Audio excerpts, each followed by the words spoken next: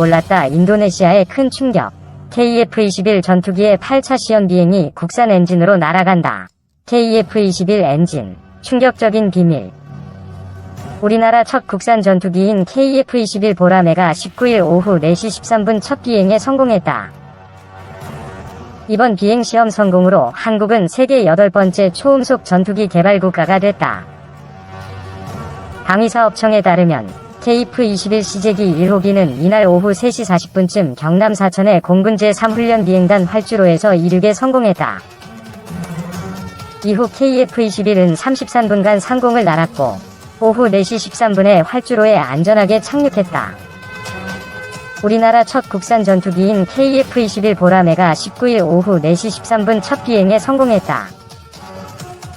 이번 비행시험 성공으로 한국은 세계 8번째 초음속 전투기 개발 국가가 됐다. KF-21 시제기는 이번 시험 비행에서 이륙 후 비행하며 기본적인 기체 성능 등을 확인했다. 첫 비행에서는 초음속까지 속도를 내지 않고 경비행기 속도인 시속 약 400km, 200노트 정도로 비행한 것으로 알려졌다. KF-21은 KF-16 이상의 성능을 갖는 중간급 전투기로 4세대 전투기지만 일부 5세대 스텔스기 성능과 최신 위상 배열, AESA, 레이더 등을 갖고 있어 4.5세대 전투기로 불린다. 외형이 레이더 반사를 작게 하는 스텔스 형상으로 만들어져 있다.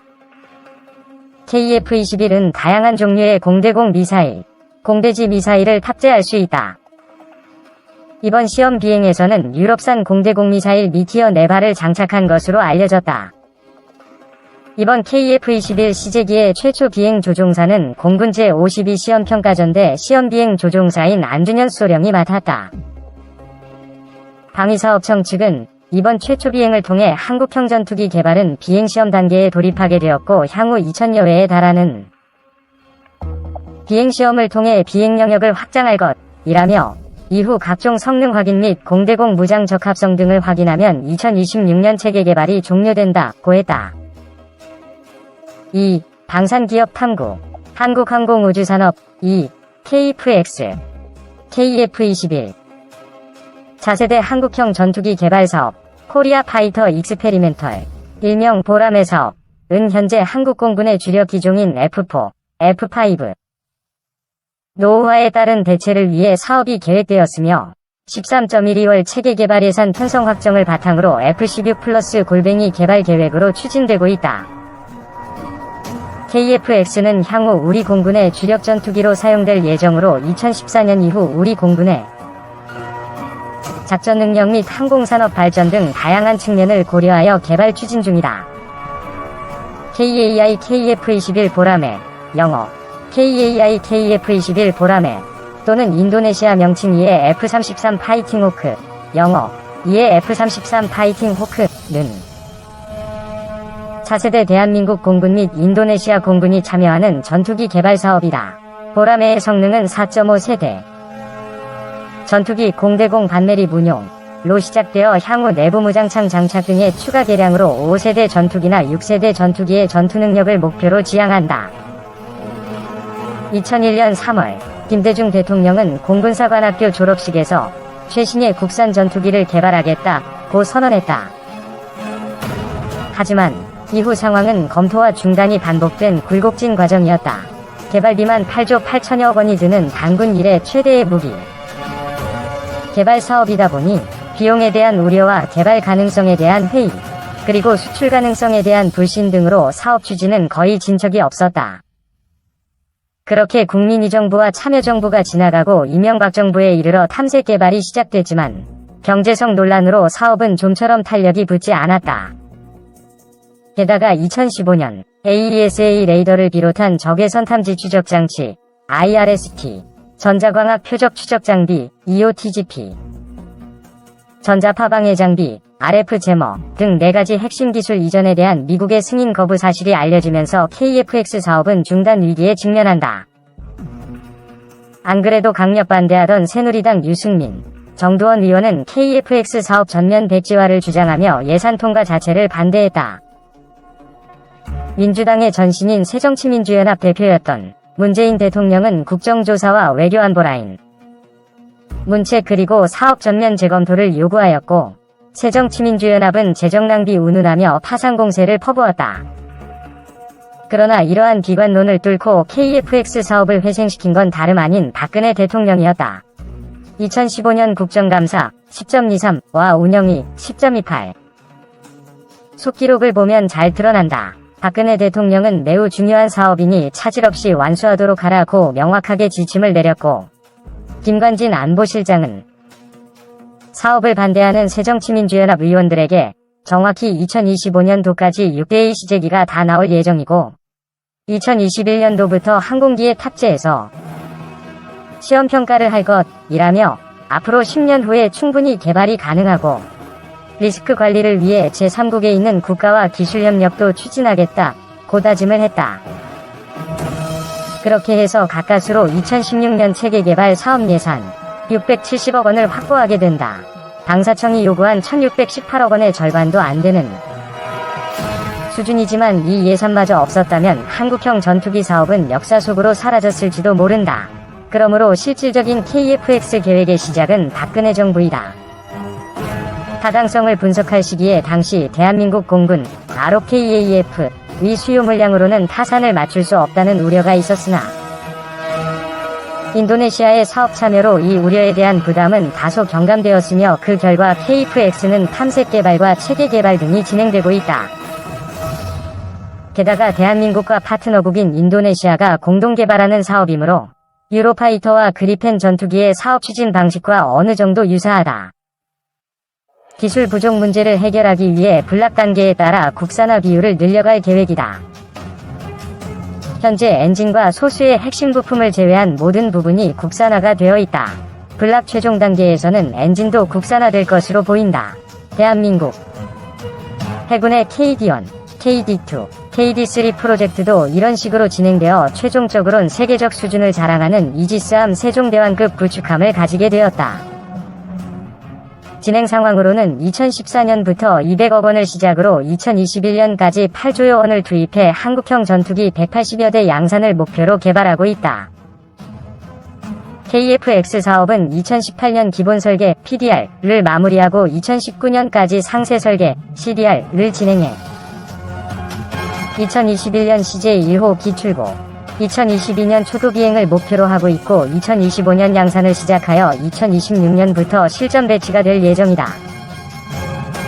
2011년 7월 26일 KAI와 에드가 KFX 탐색 개발 계약을 체결했다. 탐색 개발은 체계 개발, 본개발을 위한 준비 단계로 연구 개발, 대상 무기 체계에 대한 기술 개발 업무를 수행하고 시뮬레이션 또는 모형 제작 시험 또는 시제품의 제작 시험 등을 통해 기술을 입증하게 된다. KFX 탐색 개발 사업은 2011년 2월 에드가 제안 요청서를 공고하여 2011년 4월 KAI가 우선 협상 대상자로 선정되었고 2012년 12월 탐색 개발을 종료하였다. 2014년 8에서 9월에 방위사업추진위원회에서 체계개발 기본계획과 KFX 사업의 입찰 공고가 이루어졌으며 2014년 말에 체계개발 주체로 KAI 한국항공우주산업 주식회사이 선정되었다.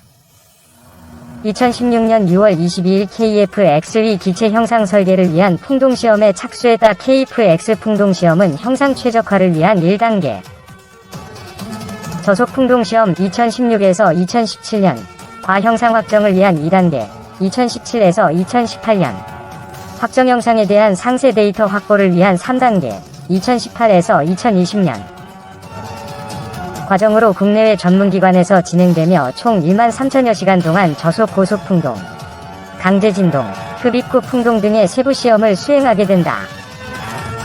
기체 형상은 1에서 2단계 풍동 시험이 완료되는 2018년 중반 확정된다. 한국형 전투기 첫 풍동 시험 전 과정 풀 영상 공개, 기체 형상 디자인 본격화, KAI 제공 2020년 9월 3일 CJ 1호기가 최종 조립 단계에 들어갔다고 KAI가 대대적으로 홍보하였다. 행사는 코로나19 때문에 취소되었다. 2015년 12월 말부터 본격적인 개발을 시작한 지 5년여 만이다. 문재인 대통령이 2015년 미국이 핵심 기술 4가지를 이전 거부할 때 재검토 후 다시 계획을 짜고 예산을 편성해야 되는 것이 아니냐고 문제 제기했지만 사실 2015년 그 당시에도 우리나라 고유 기술로도 가능했었던 일이기 때문에 큰 문제 없이 진행되었다. 2021년 4월 9일 KAI 사천공장에서 KF-X CJ 1호기의 출고식이 열렸고 대한민국 정부군 주요 관계자와 공동개발국인 인도네시아의 프라보워 국방장관 등이 참석하였다. 2022년 7월 19일 오후 3시 39분 이륙하며 초도비행에 성공했다. 시속 400km 정도로 대략 34분간 비행하였다. 대한민국의 F4, F5 및 F16 전투기의 생산 단종 및 노후화로 인해 도태 시기가 급속히 도래되고 있었고 향후 이를 대체할 만한 F16 플러스급 기종이 세계 어느 국가에서도 생산이 되지 않고 있어 공군의 전투력 향상을 위해 추진하게 되었다. 또한 대한민국 국군의 예산이 충분치 못해 직도입 사업과 라이센스 생산을 통해 장비를 도입하는 방식으로는 필요한 공군 수요를 맞추기 힘들었다. 일본이 F-35를 100대 이상 도입한 것에 비해 한국은 60대밖에 도입하지 못했다.